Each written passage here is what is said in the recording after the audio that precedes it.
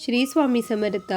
स्वामींवर जर विश्वास ठेवला तो विश्वास कधीही वाया जात नाही, कारण स्वामी महाराज त्या विश्वासाला कधीही तडा जाऊ देत नाही.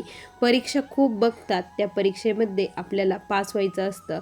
या ताईंच्या संघर्षाला आणि ताईंनी स्वामींवरती जो विश्वास ठेवला, जी श्रद्धा भाव होता, तो जर बघितला तर प्रत्येक ताईंना आज लढण्याची शक्ती मिळणार आहे.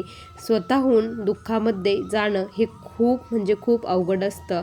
प्रत्येक स्त्री ही लग्नानंतर दुःखी होत असते, पण या ताई लग्नाच्या अगोदरच त्यांना पुढे काय होणार होतं हे सर्व काही माहीत असून त्यांनी आगीमध्ये उडी घेतली आणि त्यामध्ये स्वामीने त्यांना कसं तारून नेलं हे आपल्याला अनुभवातून शिकायला मिळणार आहे. त्यामुळे हा अनुभव अगदी शेवटपर्यंत आज प्रत्येक स्वामी भक्ताने बघावा.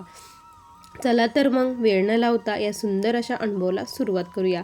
तत्पूर्वी तुम्ही जर आपल्या चॅनलवरती नवीन असाल तर सबस्क्राईब करायला विसरू नका, कारण असेच रोज स्वामी आईंचे नवीन अनुभव या चॅनलवरती येत असतात. ताई म्हणतात, सर्वप्रथम सर्वांना श्री स्वामी समर्थ. या ब्रह्मांडाचे चालक मालक पालक भगवान श्री स्वामी समर्थ महाराज यांच्या चरणी कोटी कोटी प्रणाम. स्वामी भक्तांनो, आज मी माझ्या आयुष्यातील खूप मोठा अनुभव तुमच्यासोबत शेअर करत आहे. मी जो स्वामींवरती विश्वास ठेवला, स्वामी त्या विश्वासाला जागले. माझ्या आयुष्यामध्ये जे काही घडलं आहे ते सर्व काही तुमच्यासोबत सांगत आहे. आज प्रत्येक क्षण आठवत आहे. प्रत्येक क्षणोक्षणी महाराजांनी कशी साथ दिली हे देखील मला आठवत आहे. स्वामींची माझ्यावरती खरंच खूप कृपा आहे. जो कोणी स्वामींचा भक्त असतो त्याच्यावरती स्वामी ही कृपाच करत असतात, कारण महाराज हे भक्त वत्सल्य आहे. भक्त जे काही म्हणत असतात त्यावरती महाराज ते खरं करत असतात. भक्तासाठी जे चांगलं असतं तेच महाराज करत असतात. स्वामी भक्तांनो, माझे नाव रुपाली देशमुख. मी जामखेड येथील रहिवासी आहे. मी लग्नाच्या अगोदर स्वामींच्या सेवेत होती, म्हणजे निस्सीम भक्त बी होती. 10वीला असल्यापासून मी स्वामींच्या सेवेत आलेली होती. स्वामी महाराज जे काही करतात ते माझ्या चांगल्यासाठी हा माझा भाव होता. माझ्या आयुष्यात जे काही घडायचं ते मी म्हणायचे, स्वामी तुमच्या कृपेने माझ्यासाठी हे चांगलं आहे म्हणून हे घडत आहे. असंच माझं कॉलेजही झालं, ग्रॅज्युएशन झालं. महाराजांची सेवा चालू असायची. खूप गुरुचरित्राचे पारायण झाले, त्यानंतर स्वामीचरित्राचे पारायण, माळींचा जप, अशी एकही सेवा नाही की ती सेवा मी केली नसन. दुर्गा सप्तशीचे पाठ, असे सर्व काही सेवा मी केल्या. काय झालं स्वामी भक्तांनो, आमच्या नात्यामध्ये एक मुलगा होता. तो मला फार आवडायचा, पण त्याचं दुसऱ्या मुलीवरती प्रेम होतं. त्या मुलीने ती मुलगी त्याला सोडून गेली. त्यामुळे तो खूप डिप्रेशनमध्ये गेला आणि तो ड्रिंक घेऊ लागला. सर्व व्यसन तो करू लागला. त्याच्या आईला खूप टेन्शन, काळजी होती.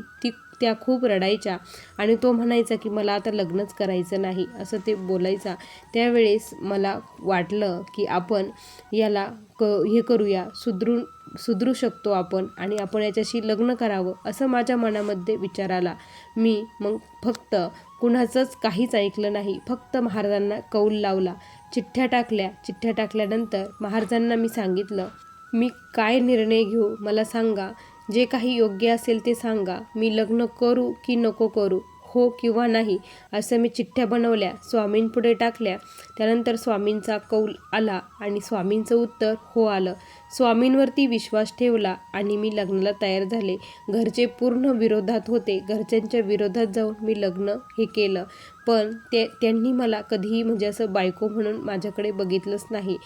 लग्नाची हळद फिटली, त्यानंतर जेव्हा नवरी दुसऱ्या मुलाला जाते त्यावेळेस महाराजांचं सर्व काही साहित्य घेऊन मी निघाले. घरचे सर्वजण नाराज होते. आई खूप रडायची की तू दुःखाच्या डोंगरामध्ये उडी घातलेली आहे, तू स्वतःहून हे केलं आहे, आमच्याकडे तू यायचं नाही, असं आईने स्पष्टपणे सांगितलं. आणि मीही हो म्हटले. माझी स्वामी आई माझ्यासोबत आहे. स्वामींनी मला सांगितलं आहे, त्यामुळे मला कुठलंही दुःख त्रास होणार नाही हे मला माहीत आहे. मी तिथे गेली. माझ्या सासूबाई ह्या खूप चांगल्या होत्या. सासरे एक्सपायर झालेले होते. आम्ही तिघंच राहत होतो. सासूबाई ह्या खूप प्रेमळ, आईची माया मला करत होत्या, मला सपोर्ट करत होत्या.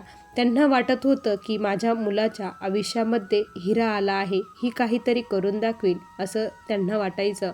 पण माझे मिस्टर सकाळी उठल्याबरोबर ड्रिंक घेत असायचे. चहा ते अजिबात घेत नसायचे.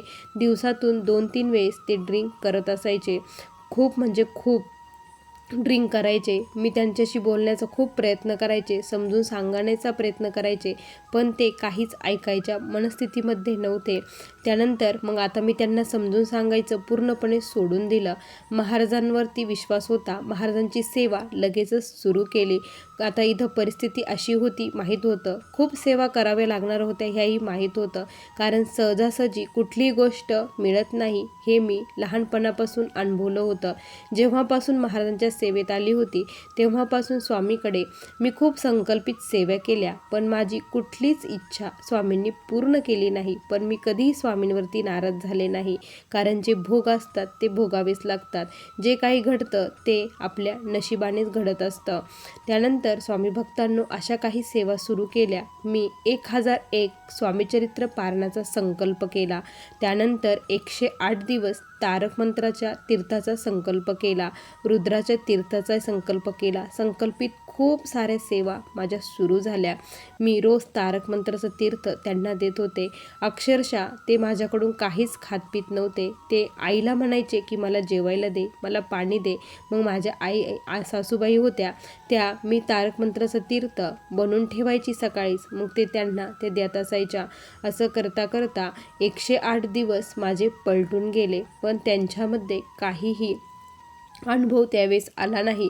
पण 108 दिवस जेव्हा झाले त्या दरम्यान महाराजांनी माझ्या खूप परीक्षा बघितल्या की हिचा विश्वास डगमगतो का, ही मागं हटती का, ही मला ही सोडून जाईल. असे खूप सारे प्रसंग स्वामींनी त्यावेळेस तयार केले की मी रडेल आणि स्वामींना सांगेल की तुम्हीच सांगितलं होतं, तुम्ही हो म्हटले होते म्हणून मी लग्न केलं. पण मी असं स्वामींना बोललीच नाही.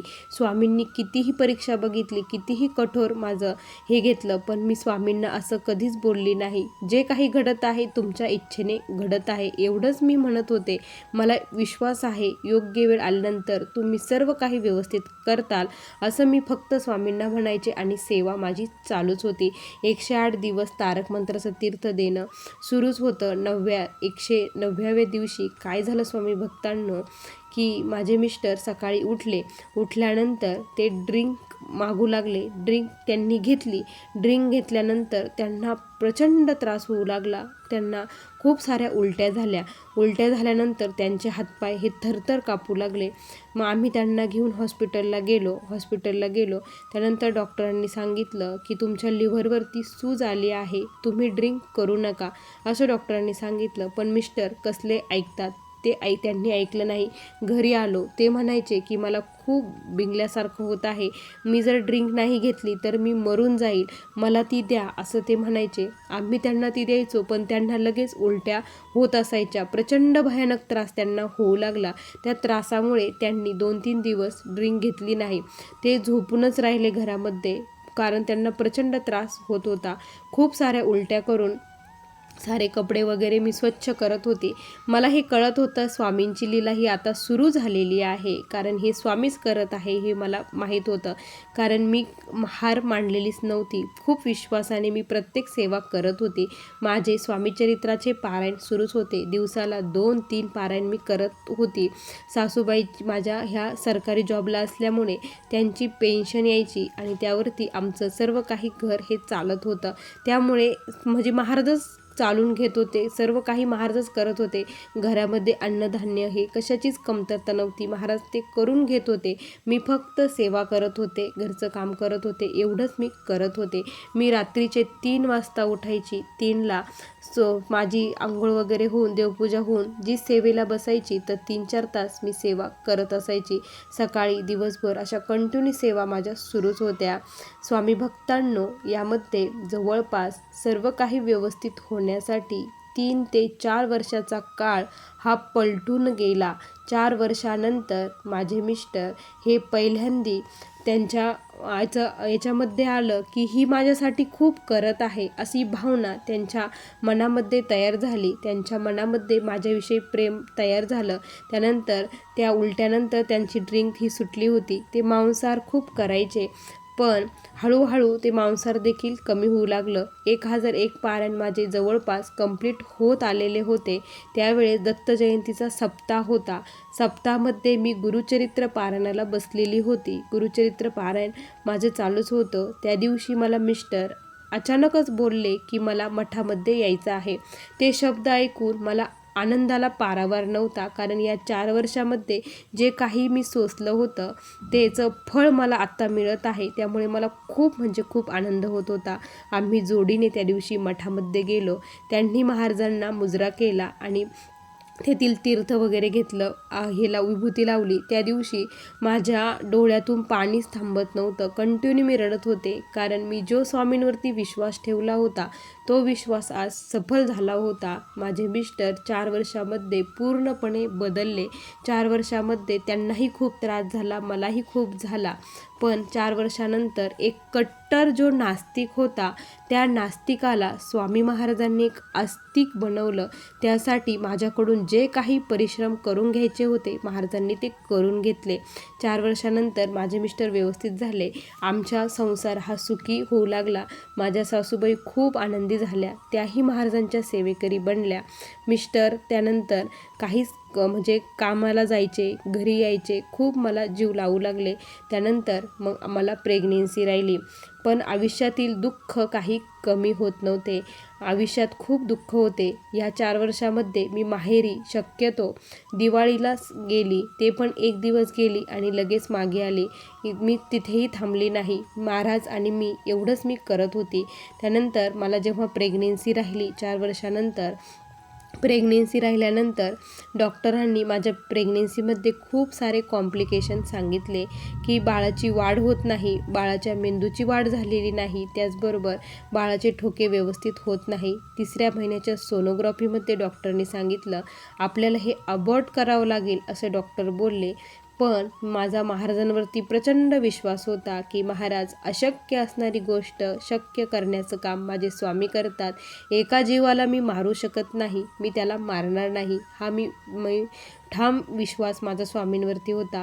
मिस्टरांना मी सांगितलं मी हे अबॉर्ट करणार नाही, मला हे बाळ पाहिजे आहे असं म्हटले. मिस्टर म्हटले तुझा स्वामींवरती खूप विश्वास आहे, आपल्या आयुष्यामध्ये अशक्य असणाऱ्या गोष्टी स्वामींनी केल्या आहे. आज आपण जे काही आहोत स्वामींमुळे आहोत. तुझा विश्वास आहे, माझाही आहे, आपण हे बाळ अबॉर्ट नाही करायचं, आपण ठेवूया. हा निर्णय आम्ही घेतला.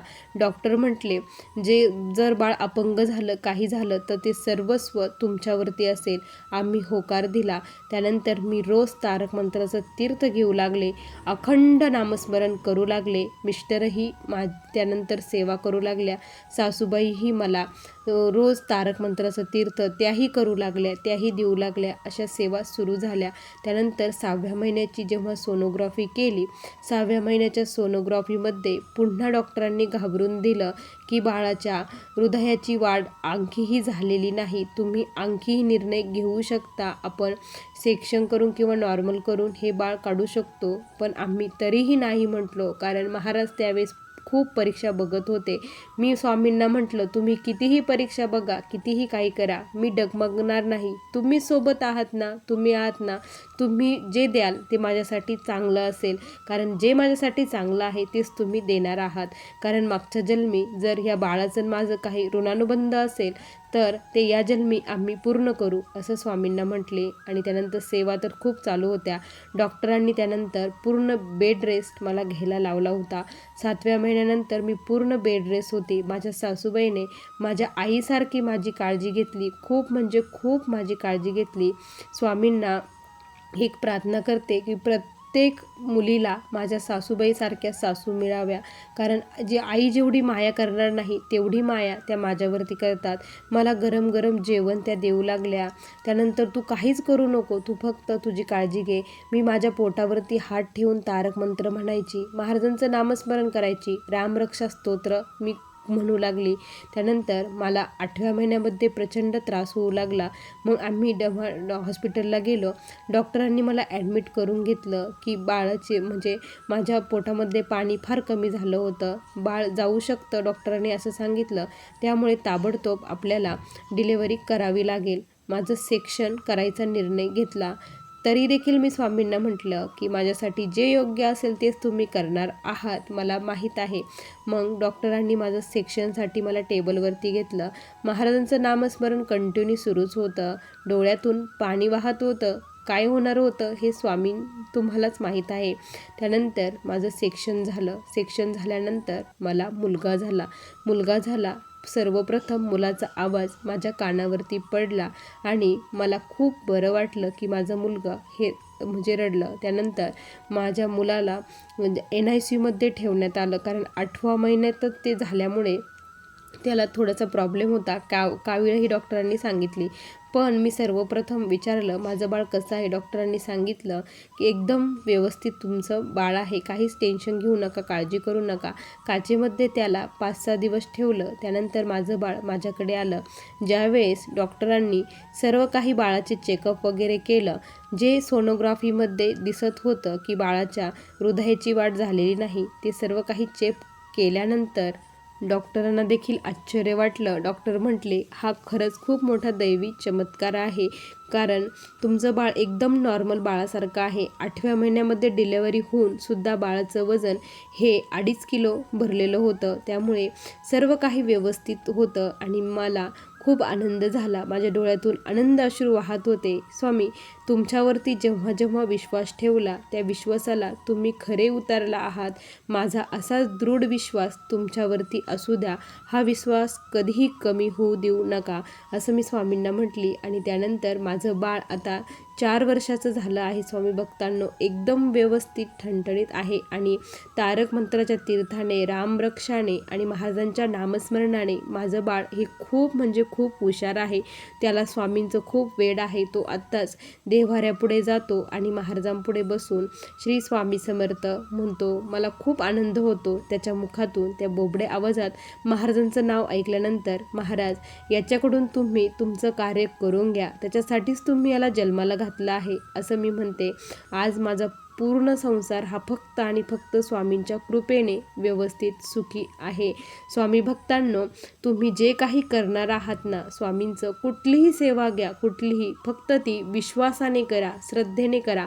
स्वामींवरती एवढा विश्वास ठेवा ना की स्वामींना सर्व काही सांगा की तुम्हीच करता करविता आहात. माझ्यासाठी जे काही चांगलं आहे ते तुम्ही करणार आहात. मला कशाचंही टेन्शन नाही. एवढं जेव्हा तुम्ही स्वामींना बोलताना, त्यानंतर तुमच्या आयुष्यामध्ये काय बदल होतो, काय होतं ते तुम्हीच बघा. फक्त खूप विश्वासाने सेवा करा आणि मेवा महाराज द्यायला बसलेलेच आहे. स्वामी भक्तांनो, असे मला आलेले हे स्वामींचे दिव्य अनुभव होते. श्री स्वामी समर्थ. बघा स्वामी भक्तांनो, किती सुंदर अनुभव होते या ताईंचे. तुम्हाला हे अनुभव कसे वाटले नक्की कमेंटमध्ये कळवा. पुन्हा भेटूया अशा सुंदर अनुभवासोबत. तोपर्यंत सर्व स्वामी भक्तांना श्री स्वामी समर्थ. जय जय स्वामी समर्थ. श्री गुरुदेव दत्त.